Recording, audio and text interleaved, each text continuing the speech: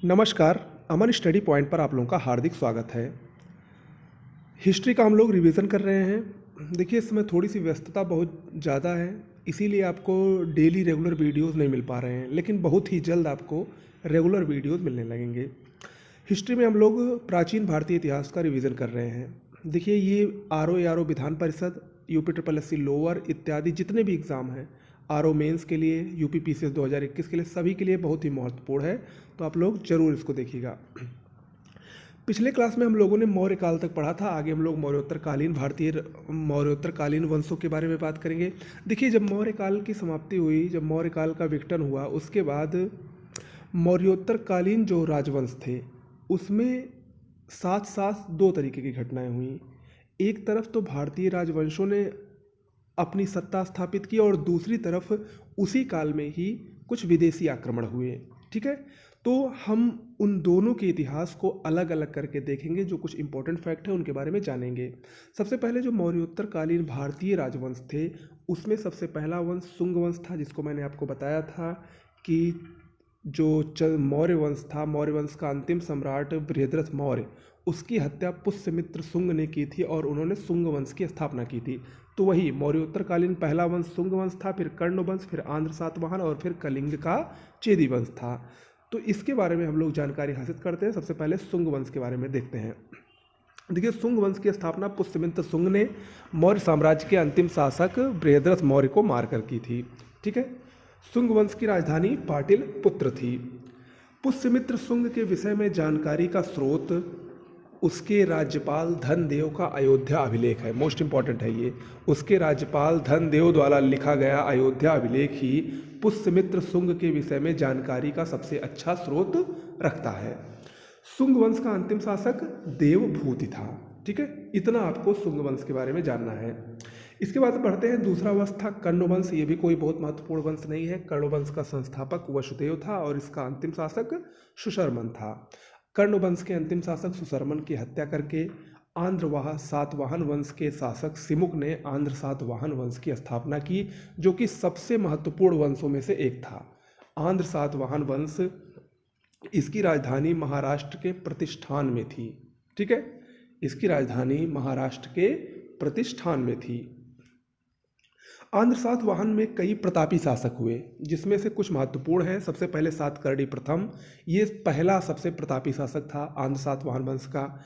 फिर हाल और फिर गौतमी पुत्र सातकर्णी, ये कुछ ऐसे शासक हैं जो आंध्र सातवाहन वंश के सबसे प्रतापी शासकों में से एक थे।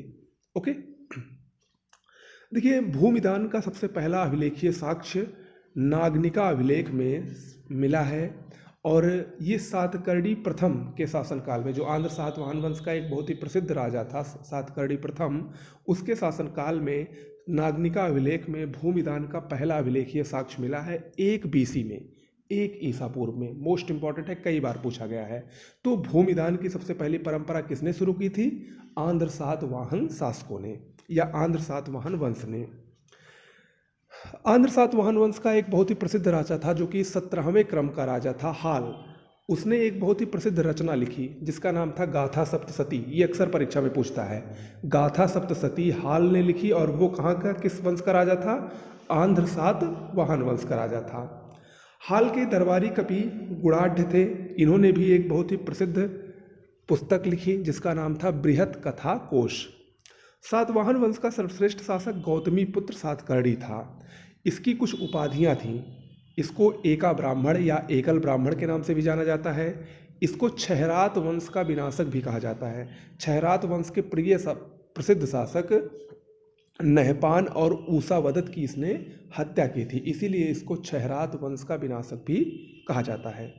सातवाहन वंश का अंतिम शासक यज्ञश्री सातकर्णी था। सातवाहनों की राजकीय भाषा प्राकृत थी। ठीक है, देखिए, आगे बढ़ने से पहले एक बहुत ही महत्वपूर्ण सूचना। अगर आप लोग UP PCS, RO, UP triple SC, RO Vidhan Parishad का जो वैकेंसी निकली है या लोअर किसी की तैयारी कर रहे हैं, तो हमारे चैनल पर जीएस, हिंदी और करंट अफेयर्स की अपडेटेड और सबसे बेस्ट पीडीएफ नोट्स उपलब्ध हैं। इस नंबर पर व्हाट्सएप या टेलीग्राम के जरिए आप लोग हमसे नोट्स वहां पर लिख कर सेंड कीजिए। व्हाट्सएप या टेलीग्राम के जरिए वहां पर आपको सैंपल दिखाया जाएगा। अगर आपको सैंपल पसंद आता है तो इस समय ऑफर चल रहे हैं 50% डिस्काउंट, इससे सस्ती कीमत पर और इससे अच्छी नोट्स शायद ही कहीं आपको मिले। एक बार सैंपल जरूर देखिए। ओके, चलिए। और देखिए, हाँ, अगर आप लोग ये नोट्स लेंगे तो इसमें आपको सब कुछ मिलेगा, भूगोल, इतिहास, विज्ञान, संविधान, पर्यावरण, UP special, Hindi, current affairs के साथ साथ जितने भी जीएस, हिंदी और करंट अफेयर्स के चैप्टर होते हैं, जितने भी उसमें सब चीज़ें होती हैं, सब कुछ आपको कंप्लीट मिलेगा, कहीं कुछ भी छूटा नहीं होगा, पूरा सिलेबस मिलेगा। ओके, चलिए आगे बढ़ते हैं। इसके बाद एक और वंश आया, चेदी वंश। इसको कलिंग के चेदी वंश के नाम से जानते हैं, क्योंकि ये कलिंग में ही इसका प्रचार प्रसार हुआ, कलिंग में ही ये स्थापित हुआ। तो कलिंग के चेदी वंश का संस्थापक महामेघ वाहन था, लेकिन इस चेदी वंश का सबसे प्रतापी शासक खारवेल था। मोस्ट इंपॉर्टेंट है ये। खारवेल के बारे में जानकारी का स्रोत हाथी गुम्फा अभिलेख है। ये अक्सर पूछता है, हाथी गुम्फा अभिलेख किससे संबंधित है? कलिंग के चेदी वंश के प्रसिद्ध शासक खारवेल से संबंधित है। और ये हाथी गुम्फा अभिलेख जो है, इसमें नहरों की जानकारी भी दी गई है। तो नहरों की जानकारी देने वाला प्रथम अभिलेख भी हाथी गुम्फा अभिलेख ही है। ओके, ये मौर्योत्तर कालीन कुछ भारतीय वंश थे। इसके बाद साथ साथ मैंने बताया कि मौर्योत्तर काल में कुछ विदेशी आक्रमण भी हुए, जिनका क्रमशः जो क्रम है, सबसे पहले इंडो ग्रीक आए, जिनको हिंद यमन शासक कहा गया। इसके बाद शक आए, शक, और इसके बाद कुषाण आए। कुषाण में कनिष्क आया, जो कि काफ़ी प्रतापी, आप लोगों ने इसका नाम सुना होगा। तो इन सब के बारे में हम लोग देखते हैं कुछ इंपॉर्टेंट चीज़ें। देखिए, अगर हम इंडो ग्रीक की सबसे पहले बात करें तो सबसे प्रसिद्ध जो इंडो ग्रीक शासक था वो था मिनांडर। इसको मिलिंद के नाम से जाना जाता है। जो मिलिंद पन्हो नामक बौद्ध पुस्तक है, उसमें बौद्ध भिक्षु नागसेन और मिनांडर के ही संवाद का वर्णन किया गया है। ओके, ये डिमेट्रियस वंश से संबंधित था। सबसे प्रसिद्ध शक शासक की हम बात करें तो जो दूसरा वंश था, शक वंश, वो नहपान और रुद्रदामन।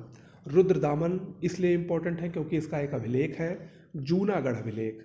जूनागढ़ अभिलेख रुद्रदामन से संबंधित है और ये विशुद्ध संस्कृत में लिखा गया पहला अभिलेख है।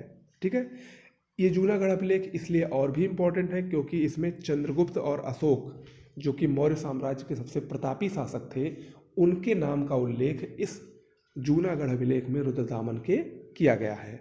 ओके, भारत में कुषाण वंश का वास्तविक संस्थापक विम कडफिसस था। कुषाण वंश के बारे में हम लोग जानते हैं, लेकिन कुषाण वंश का महानतम शासक कनिष्क था। कनिष्क का राज्यारोहण 78 ईस्वी में हुआ था। अब याद रखिएगा, ये ईसा पूर्व की कहानी नहीं है, अब यहाँ से ईस्वी की शुरुआत हुई, और वही 78 ईस्वी जो कि कनिष्क के राज्यारोहण की तिथि है, उसी पर भारतीय शक संवत का प्रारंभ हुआ है। जो हम लोग आज भी देखते हैं भारतीय शक संवत, वो 78 ईस्वी से ही प्रारंभ हुआ था। ओके, कनिष्क की राजधानी, कनिष्क की 2 राजधानियाँ थी। पहली थी पेशावर, जिसको पुरुषपुर के नाम से जाना गया, और दूसरी थी मथुरा। मथुरा में ही, जो जिसकी दूसरी राजधानी थी, मथुरा में ही कनिष्क के दरबार में काफ़ी सारे कवि विराजमान थे, जिनमें से कुछ प्रमुख नागार्जुन, अश्वघोष, वसुमित्र और चरक हैं।